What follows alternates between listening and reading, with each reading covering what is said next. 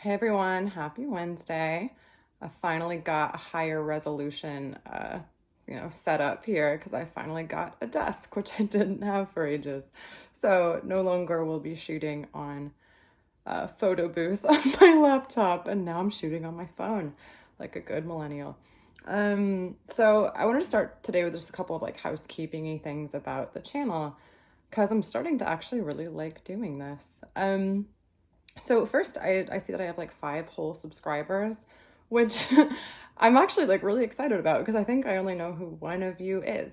So if you want to introduce yourselves or talk about, what you're up to, what drew you to the channel, any content you might want to see here, that'd be so rad, and I'd absolutely love to hear from you. So feel free to do that. Some other things, there's going to be a few kind of video series I'm putting out soon, so look out for.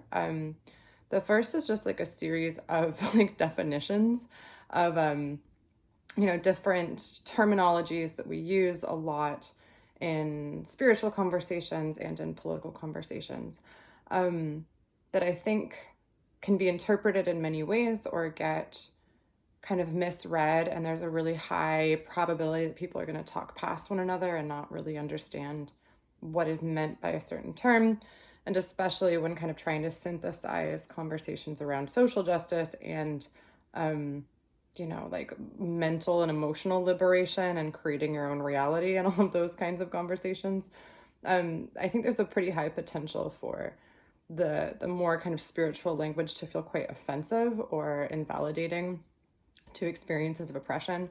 And I don't actually think it has to be. It's just often talked about in a way where like the full meaning isn't understood.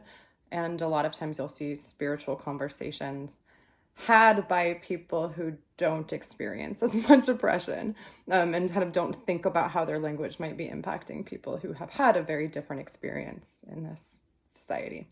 Not that, I am like the advocate of the, I'm not really that oppressed, but just having spent so much time as an activist, paying attention to those systems is very important to me. So I'll be putting out this list of just kind of brief couple-minute videos explaining things like what is the difference between choice and consent when it comes to saying like your actions are choices, but they might not be consensual. And that way, when I bring it up in later videos, which I invariably will, I can just do that thing where I like point, is it this way or this way? I'm gonna go this way for now because I think it flips. But I can just kind of point and be like, consent, and then there'll be a link to what I mean by that so that it won't get us muddled, and at the very least that like my meanings will be clear, or clearer, because a lot of this stuff is pretty esoteric no matter what you do with it.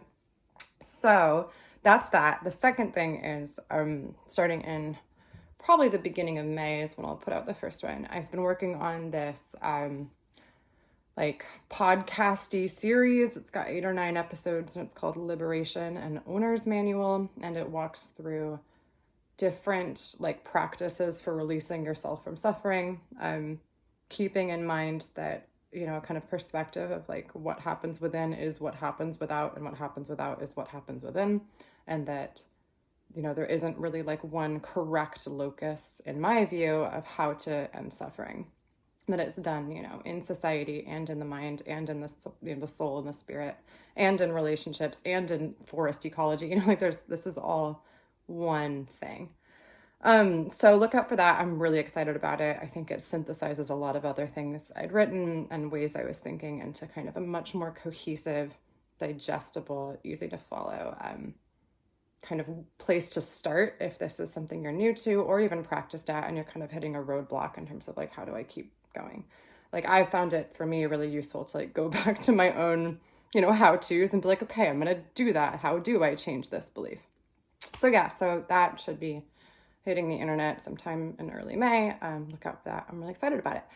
And today, on to the topic of the day, speaking of liberation within and without, I wanted to talk about kind of reconciling this idea of spiritual oneness and ultimate unity and identity politics. And I have an article that I'm linking below that I've written about this. Going back and rereading it, it's like so needlessly academic and like complex language. So if you're not somebody who likes reading stuff like that, personally, I don't. Every time I read like a sociologist, I'm like, fuck's sake, you know, like, Foucault, why do you write like this? This is just needlessly obtuse and is like perpetuating this ivory tower cycle of, you know, academics being inaccessible to ordinary humans. Even, you know, academic humans can't usually read academic writing without being like, why? Why do you write like this? Anywho, so I'm gonna talk about that stuff, hopefully in a bit of a less academic way than I wrote it before, and maybe someday I'll go back and revise that article to just make it a little bit less needlessly, you know, overly intellectual. So I think this is one of those spaces where, to me, it's quite important to kind of parse this out, because I just think that the political and spiritual kind of worlds and realms and ways of framing the universe could do well to talk to each other, because they both have really important contributions to, you know, overall happiness of humanity and the end of suffering. That actually would probably, both sides would go faster when put into like a conversation where there's empathy as opposed to invalidation, you know, judgment and talking past each other. So one of the biggest kind of places for me where I see a complete difference in this conversation is, or a really kind of stark contrast, is around this idea of all is one versus, you know, we have these identities that are oppressed in society, and like that matters, and that our identities are received very differently in the world. And that, like, you know, I can say all is one, but like, I'm probably not in danger if I get pulled over by the cops, you know? And so like, really, how can I declare that we're all one when certain identities kind of determine who lives and who dies in these like situations that for me would be quite safe. So, you know, and that obviously, like, as an American, like, I have so many things available to me and opportunities available to me that people from other countries don't, you know? Like, I can say, like, I talked about this in my last video, like, as much as I want to say I don't identify with my ego, like, I can walk through the San Ysidro border crossing from Tijuana to California with no problem. Someone from El Salvador cannot. And like, suddenly our egos matter, even if they don't matter to us. So yeah, so from that perspective, you know, it feels like pretty invalidating and missing the point to say like, all is one and we're all just like one big human family and we're all one. And like, it's all just us. So there's a way, yeah, like from that perspective first, and also like if you are spiritual and you are, you know, deeply living in and understanding the experience of all is one and what that really means, that there can be like a few different ways I think you engage with the idea of identity politics. And the first one that I've seen is to kind of view it as needlessly divisive. I've seen this I have a lot of judgments about this personally. I will own that. I'm working on dissolving those. And of course, my judgments are always about me and not about anyone else. But I have a lot of judgments about more spiritual people who see themselves as like above it all when it comes to kind of socio-political conversations and social justice work. Because I'm just sort of like, usually those of you I meet who feel like that are like kind of privileged and white. And, you know, maybe of the opinion that like white folks just need to get out of political conversations or, you know, take care of our own. Can't really decide for you what you feel about that. I think we have work to do as allies and accomplices and support to those who should be leading the struggle for liberation. But we I don't think are like the leaders of it, for reasons I'm going to talk about in the rest of this video. So yeah, I've seen this view from like more traditionally spiritual people that identity politics or political work in general has this like, you know, antagonistic, divisive, like incorrect view of the world, that like spiritual people know the truth and they're like above that. And to that, I just have this like, well, if we're all one, then like someone else's suffering is a part of your suffering too. You know, like as long as we're drone bombing Yemen, like, can you really say that we're free from suffering? You sure about that? You know, it's just this, that personally, if that's, you are welcome to your own experience. And that's one of the things I believe very strongly, is that like there's no one size fits all way to end suffering, or to be, your true self. So if that is your experience, and you feel very confident in that and strong in that, then, what I say doesn't matter.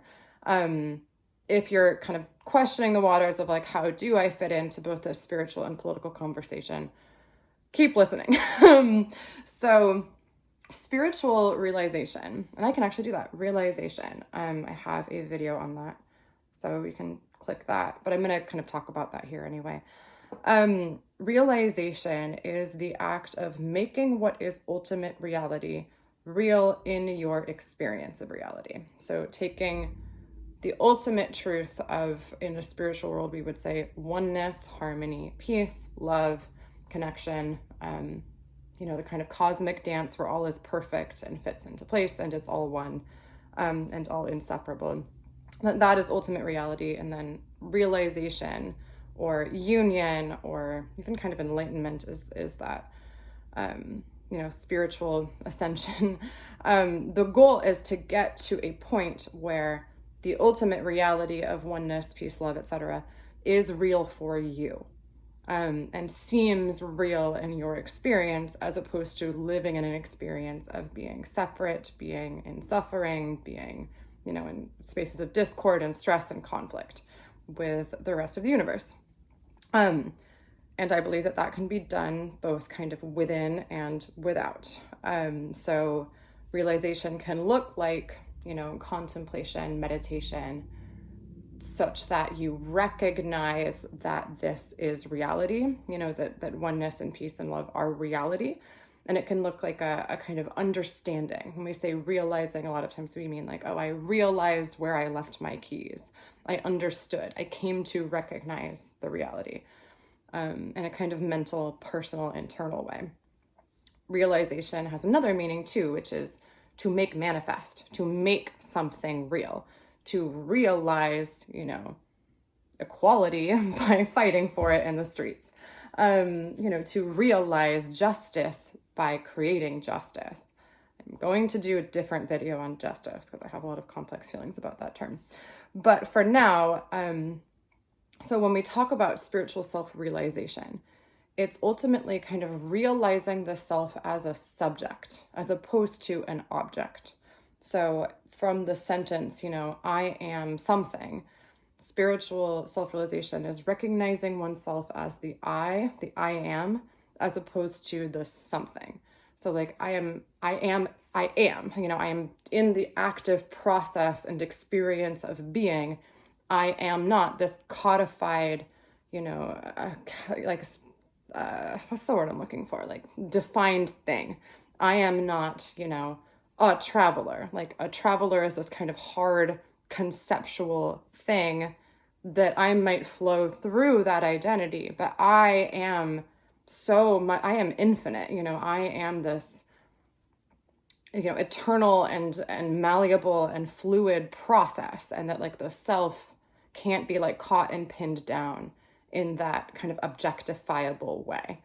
Because at the end of it's really like grammatically, it's like I am the subject of the sentence, as opposed to I am the object of the sentence. The, insert identity here, insert feeling here, insert experience here. When we talk about ourselves as the observer, the watcher, the experiencer, rather than that which is experienced, we're talking about stepping into a kind of space of being the subject. So that's, when we get to a space of just I am, that is what we mean when we talk about kind of self-realization, realizing in both terms of the word, the self as the experiencer, the ultimate subject, as opposed to the object, the definable, pinnable, catchable thing.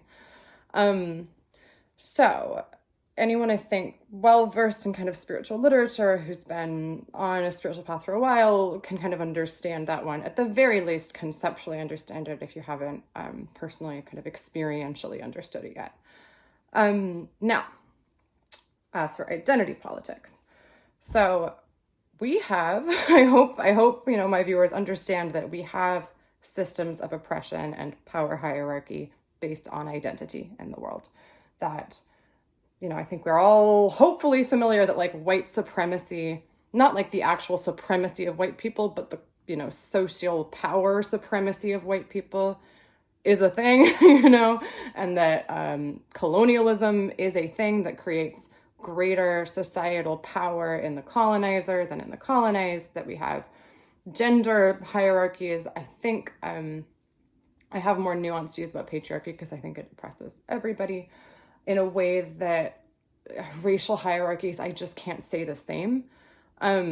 I don't think white people are as oppressed by white supremacy as men are by patriarchy, but that's a conversation for another time. Ableism, you have able-bodied people who have this experience of greater power than disabled people. And so on, the rich have greater societal power than the poor. People from the global north have greater, in general, greater societal power than people from the global south. And, these are generalized hierarchies, but they are hierarchies that matter even if you personally don't want to identify with them.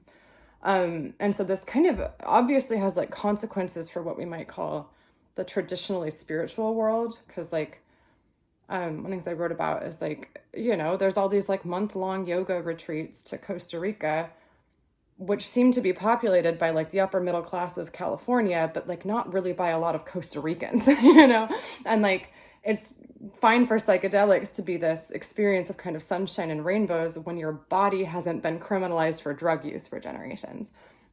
Though not to discount, like there's so many really amazing like Black psychedelic workers out there, and y'all are awesome. And I should probably find some of those talks and link to them below. I'm bad at like doing research before I just vent, so I may or might not, but I'll try and link a couple of them because there's some I've listened to that are really powerful about like the intersection of race and psychedelics. But so first of all, the kind of common spiritual tropes, not tropes, but like activities that people who are spiritual do, tend to be more accessible to identities that are already privileged. Second of all, this idea of oneness, it's like sort of one of those easy for you to say, you're not struggling in society because of your identity, that like, and that's coming back to the ways in which systems of oppression create a subject and an object in any situation of power hierarchy. So of all people to like reference right now, I'm going to reference this talk that I think Anne Hathaway gave at like a human rights campaign thing. Obviously I have, as a leftist, I have some qualms with the human rights campaign.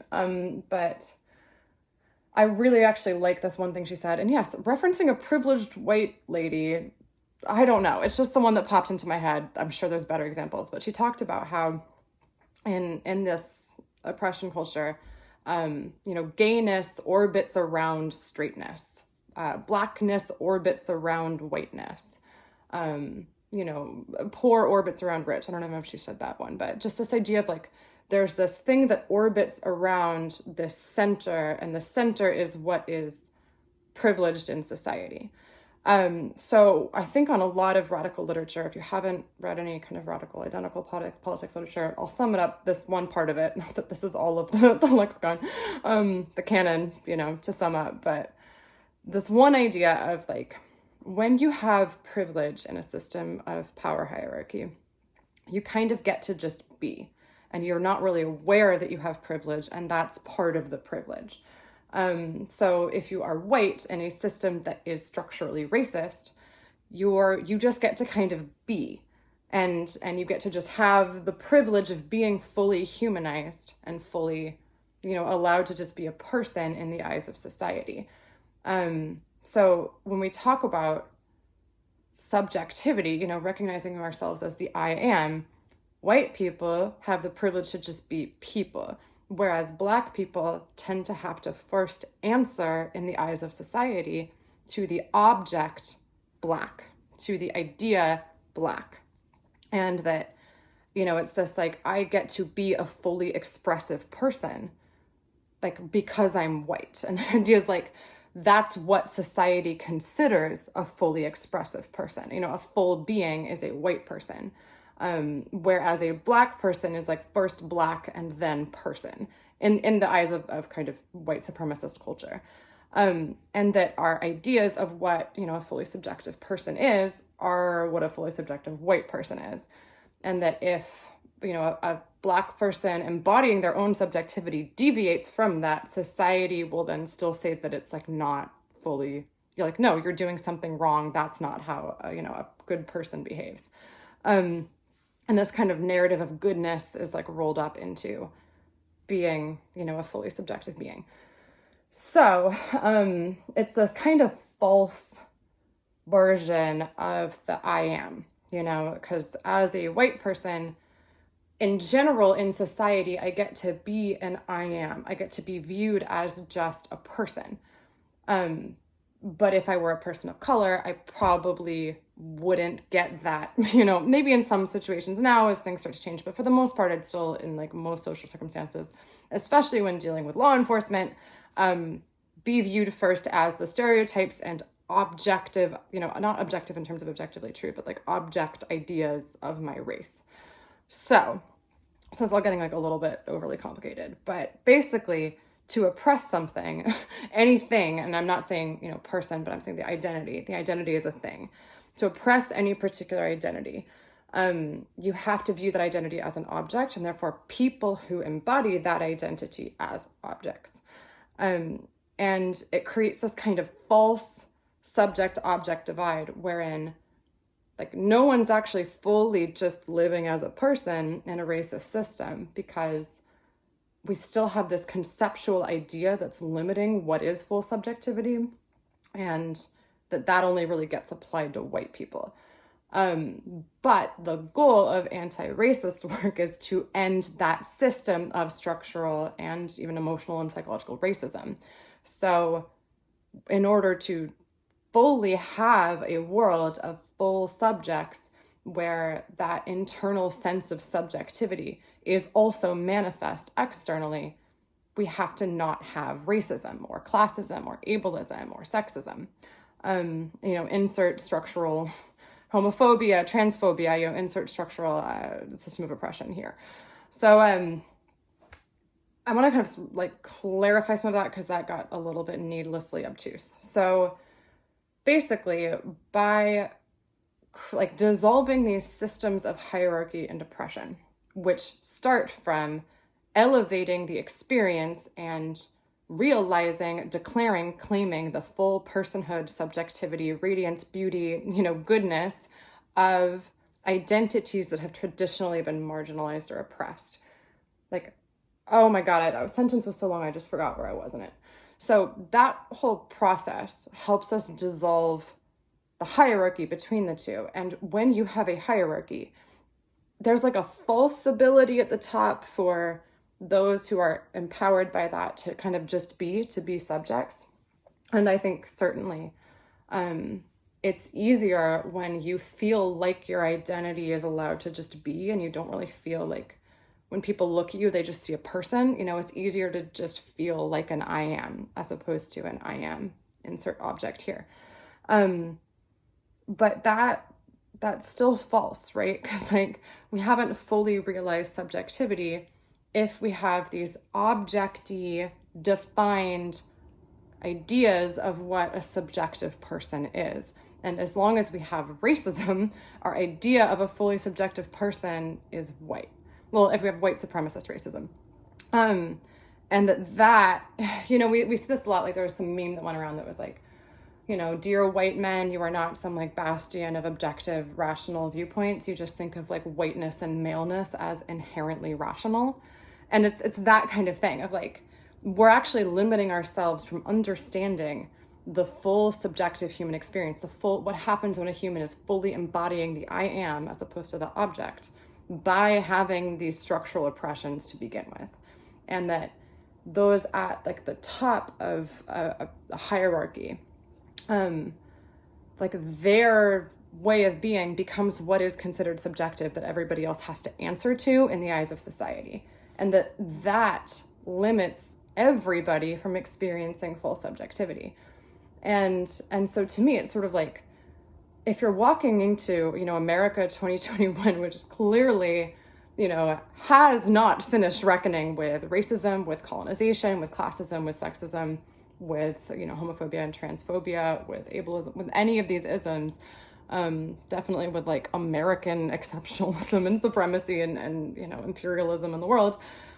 When we haven't reckoned with that all the way down to the point where those systems of hierarchy no longer exist, like, to just say all is one, like, it is, but it hasn't been realized yet. And you can have different opinions on like how we go about realizing it, as in making it real. Should it be I just recognize that it is so.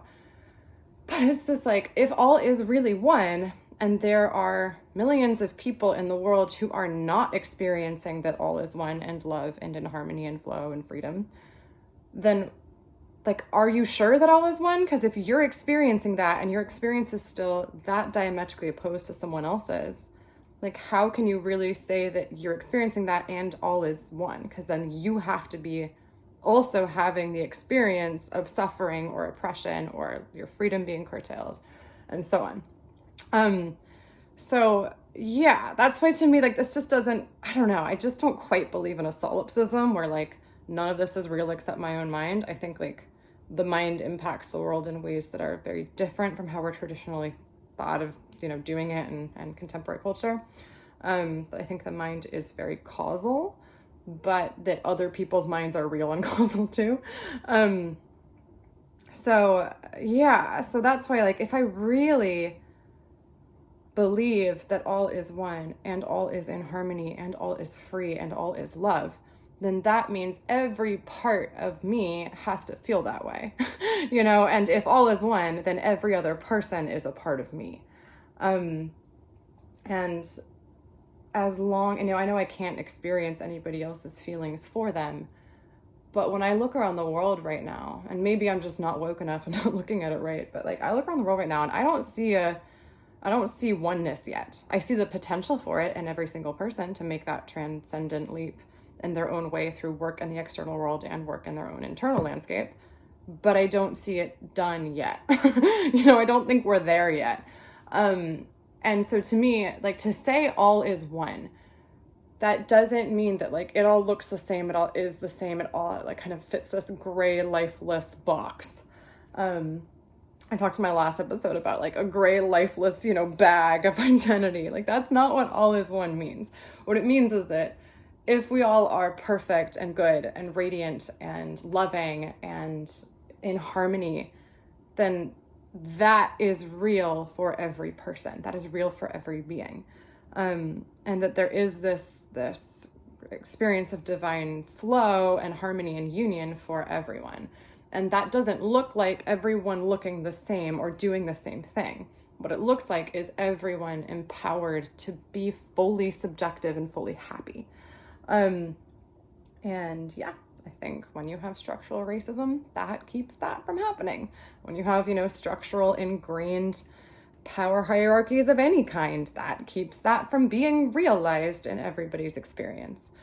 So, in conclusion, if you are a spiritual person who feels that like politics is too divisive or somehow beneath you, I understand. I have had to take a step back from being an activist as much as I used to be, and kind of figure out what my role is in that world too.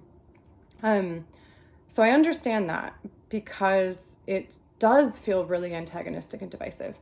At the same time, I don't think there's anything kind of enlightened about saying like, oh, that's low vibe, like the much more spiritual, in my view, though these are, judgments, perspective is to say, oh, why is it antagonistic? Why do people feel so divided? Let me understand and empathize with that rather than judge it as though I'm outside of it. Because to really experience all as one, you can't judge anything as though from the outside. And you can't judge something unless you feel outside of it. And I really do understand, that space of like, I'm at peace. I'm actually happy for the first time. I'm really seeing the world as something to not fear. And so I don't really want to go engage with things that make it so hard to feel that way. And to me, all of this, I've talked about this again, I can link this, addiction.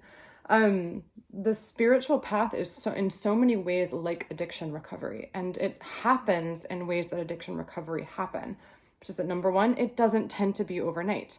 Number two, it takes practice, it takes prioritization and, trial and error over and over and over again, and making mistakes and learning from them and coming back towards your path. Number three, and it's habit changing. And therefore, at the beginning or for a certain amount of time, if you're quitting an addiction, you usually need to really carefully curate your experience and kind of put walls up around what you're going to be around while you quit. So I can imagine, I've never personally had a heroin addiction, but I imagine if you're in a house full of heroin addicts and you want to quit heroin, you move out of that house. You probably don't talk to any of those people again for at least a long time. And similar, I think, with trying to kind of maintain a personal sense of peace and happiness, that we don't, when that's first developing and fragile, it's like this little fragile bird, and like you don't want to, hit it with a powerful wind right away. I don't want to throw rocks at it and be like, here's all the horrors of the world, let's break this happiness. Like, you want to give it some time to grow and grow its wings. But the point's to fly, the point is to come back into this world, I think. I guess I can't, maybe your point is to transcend and fly away and be gone from, this cycle of samsara. Mine isn't, personally. To me, the more I can expand my own, I call it my lantern heart, this little like warm light of peace and love and gratitude and joy and understanding and compassion. For me, like the point of growing that within myself is to be able to shine it outwards more and to have more action I do in my life that comes from that place. To bring that light into protests, to bring that light into talking to people about their trauma, to bring that light into, natural disasters. I have a whole thing about like disasters are inherently like, yes, nature can do things, but like the politics and economic circumstances really, really, really change how the disaster impacts the community. So like, I think natural disasters is a bit of a misnomer. But anywho, to wrap this up, from where I sit, a spiritual path, it's not that like a spiritual path is a means to the revolution or the revolution is a means to the spiritual path. Like to me, they are inseparable. When we talk about full realization of like love and harmony and oneness, we're talking about ending all systems of oppression, which create such mass suffering. We're talking about ending war and imperialism. We're talking about ending, exploitative relationships with land and with people. I just don't think we can sit there truthfully saying that all is one, all is in harmony, all is love, and all is peace when there are wars, and maybe there's not a war in your mind anymore, but everything in the universe is a part of your mind. So if part of the universe is at war, congratulations, you're at war with yourself. That sounded really judgmental, and I'm sorry if my voice got kind of hard and judgmentally there, but yeah, sorry about that. But also, I think it's important to remember, and I think, the kind of hashtag light worker community, why is it, if you feel the need to get away from politics, why? Like, what is it that you're really trying to get away from there? What is it that you're judging negatively that you decide you don't want to be around? Because I would guess that there's probably some work there you could do that might make you view it differently. But your path is your path, my path is my path. And, for now I'm kind of hiding away and working on myself spiritually, but post-COVID vaccination, I'll see y'all in the streets. So hope everyone has a good week. And feel free to comment. I'd love to hear your experience, or if there's any thoughts you have on the topic, or, things you want to chat about. Take care. Bye.